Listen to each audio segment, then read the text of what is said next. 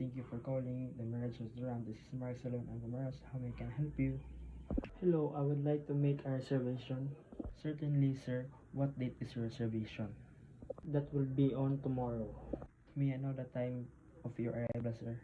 Sure, I will arrive at 5 p.m. And how many person is the reservation, sir? That will be two of us coming tomorrow. Perfect. I will have a table reservation for you. May I have a name, please, sir? Sure. I'm Kulay. Could you spell your last name, please, sir? Okay, it's Abakita. Thank you, Mr. Kulay. Do you have any special request, sir? No, I don't have. Thank you for asking.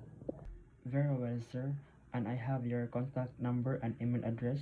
Contact number is 096946777346 and my email address is kulay@gmail.com.ph.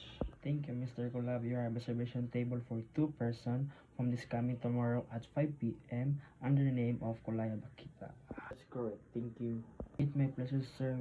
We'll see you tomorrow, Mr. Kulay. Have a good day. Miss Sylvain, bye.